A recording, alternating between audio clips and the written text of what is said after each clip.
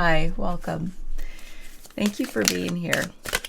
We're going to sit down and do a reading and see what message wants to come through for whoever it's intended for at whatever time it's intended for. These are timeless readings, so take what resonates and put a pin in the rest. I pulled out some things just intuitively that will be part of today's reading. This one we're going to set aside. I got to get the contrast dialed in. I don't even know if I can dial it in. I just know that it could be better. So I think my husband figured out, I think I blew up the GoPro overhead cam battery by leaving it plugged in too often. And I was like, oops, lesson learned. And so I think he said he has another battery, and I will be working on that overhead view. This is just my cheapy, literally like a less than $10 webcam, which is a good backup. So I am appreciative of having that ready to on standby. So now what I'm going to do is pull out, we haven't used these in a while. This is the archetypes, the wild unknown archetypes. I want a card we haven't gotten before because they can be a little sticky. Let's see what feels good. Hold on. Hold up. Here we go. The Underworld. In fact, I don't know if I've ever gotten this card. Look at that. Well, if you can see the artwork, let me. This woman who created these beautiful artwork. She's a great artist. So we'll read this one at the start. We'll read this one at the end. And then one more overall. We've got Simplify Life. Life is meant to be simple and easy. Don't let superficial energies distract you from your true essence. Simplicity and purity will lift your spirit. Ain't that the truth? Okay, so what I'd like to do is get some overall energies here, and then we'll read the Underworld. Ooh, it's so ominous. I love it. Alrighty. Let's see. Okay, we have the Page of Wands. We have the Hierophant. I'm going to double check that. Yup, because I don't memorize numbers. We've got the Knight of Cups and the Queen of Swords. And then an overall, we have the Sun. XIX. Yeah, that's the Sun. I had to double check. Look at this artwork. It's a bees. Can't really see that. So the overall energy of the Sun is interesting because the Sun is like this optimism, joy, self-expression, all the beautiful things. And then we have the Underworld. So what's that all about? Hold on, gotta get some books over here. So we have the Page of Wands, this message of maybe a fresh start towards something you really care about, something you're really passionate about. So maybe it's some project you're working on where you need to seek some counsel, or are you the one teaching others in this new endeavor? Maybe the teacher has become the student, or the student has become the teacher. We'll see. And then the Knight of Cups is taking action on something that's heart fulfilling, so heart opening.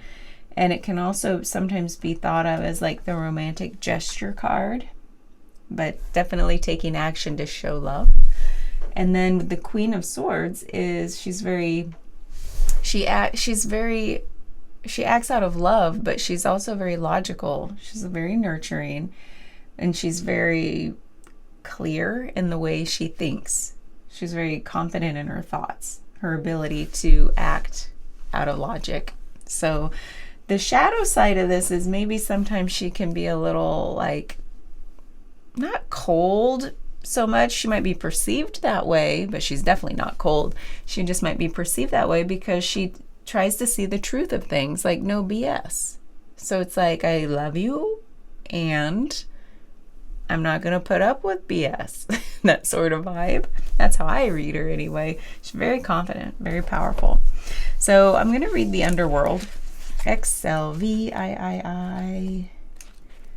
XLVIII.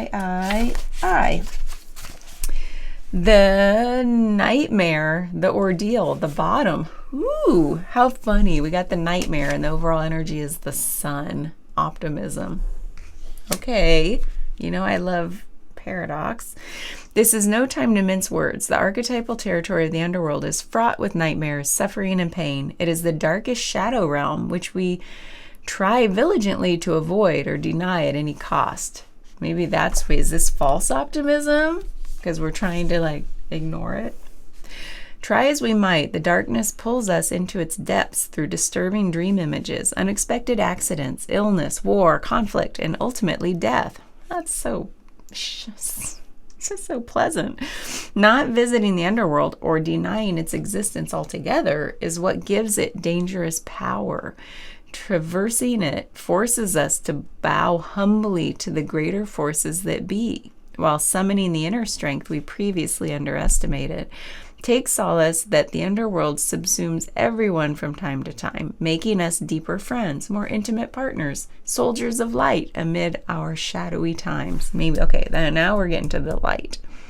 Facing darkness and choosing light is the most profound calling of all. We're going to face some darkness in this reading, I guess. When light, bravery, depth, facing of deepest fears. When dark, denial, suppression, evil, unconsciousness. Go deeper. Read Meeting the Shadow, edited by Connie Zweig and Jeremiah Abrams. Search for images of a map of Dante's Inferno. What does the story of epic descent stir in you? One of the earliest stories on record is that of the goddess Inanna's descent. Turns out descending into the underworld is as old as time itself. Ooh. I wonder, that kind of reminds me of this a little bit. Simplicity and purity will lift your spirit. Don't let superficial energies distract you from your true essence. Life is meant to be simple and easy. I just read that backwards. Okay, so we'll see what all this has to do with the reading. I'm going to push these aside so I don't forget what the overall energies are. And then, what do we want to start with? Let's start with these. They're a little dark. And it's the wild unknown. So this artist did both these archetype cards and these tarot cards. So that's funny. Okay, I want to do one of these little shuffles. Okay, let's go down a layer deeper. I want to put some complexity into this. So we have the Ten of Wands crossed by the Nine of Swords. Interesting. And then we have the Ace of Wands challenged by the Hierophant. So there's that Hierophant coming in again. And then we have the Queen of Pentacles. It says Mother of Pentacles. So I'm gonna move my thing. Here we go. Crossed by the Six of Swords. Okay, let's take a peek-see. So we've got a lot of like dark energy here, meaning heavy, burdensome, anxiety, worry. So there's something here that our head, our worries, our thoughts are keeping us from seeing that we actually have a lot of strength. We don't have to push so hard to prove our strength. We have it. But our thoughts are keeping us really trying to push hard to achieve things in life, when really I think this Simplify Life is what this part of the reading is all about. It's saying we're overcomplicating things and therefore taking on a lot of burdens. We feel the burden of it, when really can simplify, which will reduce all the stress and worry, the anxiety that's showing up here. That's what we got for that. Then right here in the center, we have the Ace of Wands, which is this inspiration and this, I can't wait to go forth. It really is about this Page of Wands. That's that energy of this messenger of a new start to something. And this is the Ace giving you permission. It's you giving yourself permission that it's time to go out and chase this thing, whatever it is. Those go together. And then the Hierophant is the thing that's like, well, what do I need to learn, or what do I need to recognize in order to go out in my fullest in that direction?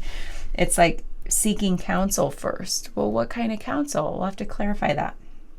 Maybe you already know. The Mother of I almost read the Mother of Potatoes. That's what it looked like for a second. Potatoes.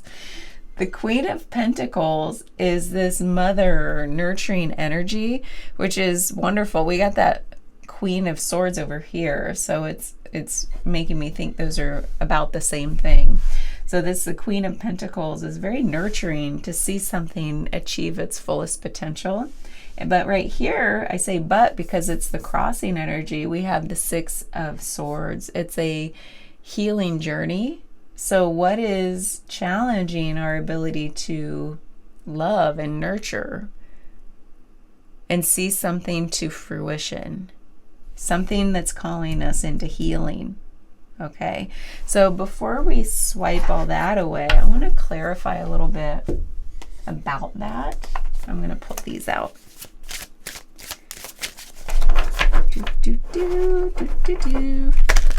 Okay. We'll see. If this isn't clear, we might go into an extended. So let's just see what we have.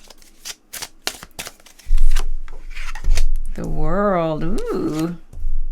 Oh my gosh. Transformation. That is the Moon, I believe. No, it's Death. Duh, it's Death. See, I don't know if they don't have the traditional word on it. I'm like, what card is this?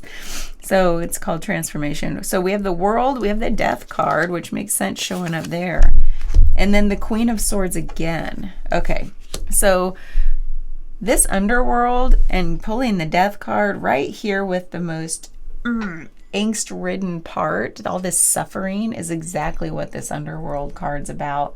Something is telling us to go like into the storm and to find our truth and to bring something to fruition and to kind of put an end. Both the Transformation card and the World are things, some cycle is coming to an end. This feels like a lifetime thing. This feels not just your basic little hurdle you're jumping over. This feels like something big that's been affecting you throughout your life. That's the vibe I'm getting. And so this is pretty big. This says transition, liberation, fulfillment, putting a cycle to an end so you can actually celebrate what's to come. And this is the Queen of Swords, perception and truth. And man, suffering is such a perception, isn't it? I think I just did a Course in Miracles reflection today. I just heard something in my house shake. But there's no one home. Or is there? I'm talking about the underworld here, and I'm like, oh, there's footsteps. Maybe it's my cat jumping. Okay. Well, anyway, we just had a storm yesterday, and oh my God, it was terrible. Our power was out all night. That wasn't the terrible part. We woke up, and our neighbor, a giant tree, like the size of a tree, but they have a tree that's bigger, but one of the big branches, like off trunks of it was like one of the trunk branches, cracked off and fell on their truck. Like it's all smashed in and it's just still there because it's not something you can even lift off. They're going to have to get help. So it's terrible. And then we drove around town. There's a lot of that. And big things falling on houses. So we had quite a storm yesterday. So that's why I'm all like, what's falling? Because we have a lot of old trees on our property. They're like a ticking time bomb. Okay. So anyway, we have this deep transformation here, deep healing. Some cycle is coming to an end here because you've got the Nine of Swords and the Ten of Wands. This is like this energy that says the burden you've carried to the finish line. This is bringing a cycle to an end of suffering. So it says, don't ignore that. You have to go from 9 to 10. You've got to go through it. You've got to see it to completion. And what does that mean? It means not ignoring it, not trying to deny that you're suffering. Actually own the suffering. It's like accept it, own it. It's been a part of your journey, and it's made you who you are, which is amazingly strong. That strength was coming through here already. So anyway, let's clarify the Ace of Wands with the Hierophant. We got the Seven of Cups, the Hanged Man, and love. Oh, the lovers. So the Hanged Man is that seeking. So there's seeking a new perspective. But it's like, again, what form does this seeking take? It almost looks like you're trying to question, what are your values? Like, what do you truly value? And you might need to look at different wisdom traditions, different faith traditions. It's something is saying to go out there. It's like a going out there to be like, what resonates with me? And you'll feel it on the inside. That Hanged Man is this, it's time for a pause. It's time to not rush away from the suffering. It's, again, pausing to see what can be learned from it. And it might mean tapping into different wisdom or faith traditions to see what resonates. Not that you have to adopt, it's not about religiosity. It's about seeing what, it's almost like developing a new belief system.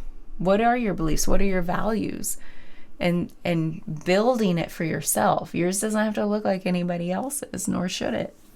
And the Seven of Shells is exactly that. It says choice, ambitions, but it's more like, what does my heart desire? Who am I really at my heart? And so all of this, and then what comes out of that is the Ace of Wands, this divine, like, knowing. It's like third eye opening, like, oh, I got it. It's that new belief system that you're developing. And that's going to carry you through this healing journey. Let's see what this is about. It's like you're birthing a new you. You got the Five of Swords. Wow, you have so much major arcana.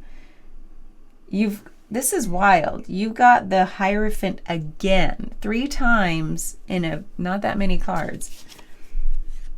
And the Six of Pentacles. So you've got divine wisdom, spiritual power, and then strategy and resilience. So the Five of Swords being like, you need to look back on this suffering to gain that wisdom and take forward the lessons learned. And the Six of Pentacles says synergy and gratitude. Oh my God, I just saw a picture of these little guys earlier today on a different website. That's so funny. So that Six of Pentacles is saying, like, to have gratitude, like I said, for your unique journey that's got you to this point.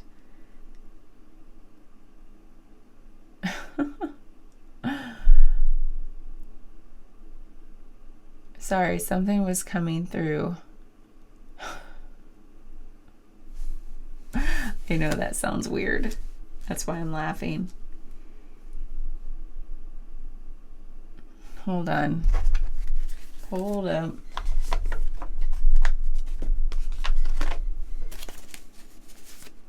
If I don't know what it is, I'm gonna... More information, please. Whoops. What's that? Okay. Something was coming.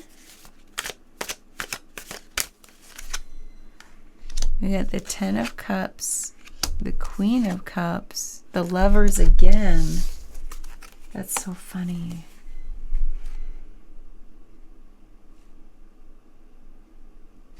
All of this, like what this is all about, I think because of the Queen of Pentacles here in this healing journey.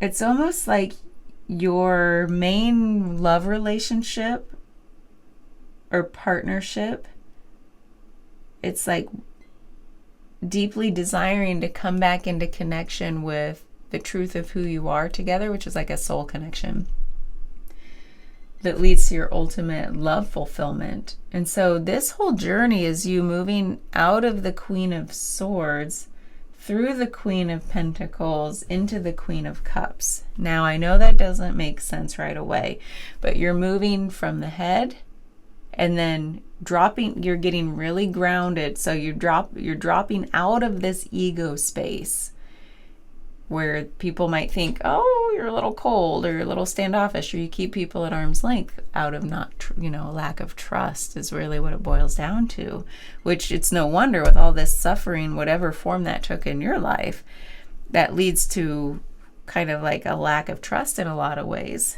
And then getting really grounded about what are my values, like grounded as in that seeking and seeing what resonates. It's feeling into the body. That's very grounded when you get from your head down into your body. So it's like you're going from here way down into the gut, at the root of me. What do I value? And through that, you rise back up into the heart space and become your true authentic self. So that's your journey. And I think that's what made me pause. It's like, more information, please. That's what this is about.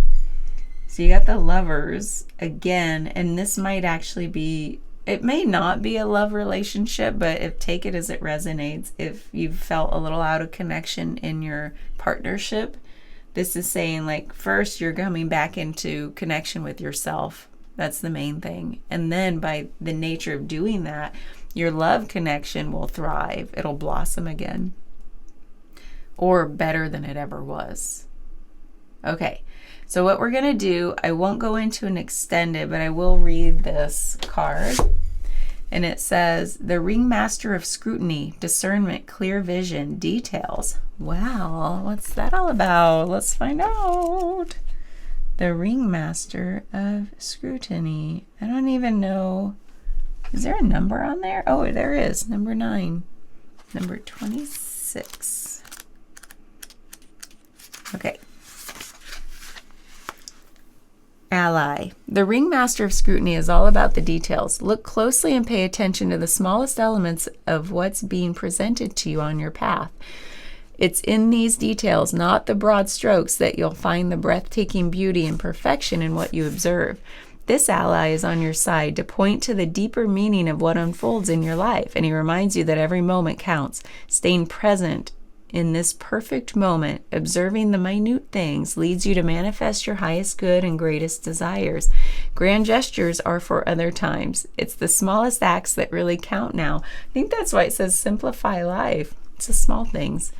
Challenger. When the Ringmaster of Scrutiny appears as your challenger, he warns you to observe your situation with discernment and clarity. It's time to see the flaws in the foundations you and others have built under you. It also seems that you may be getting caught up in the details of your dream when really it's time to leave them to the divine.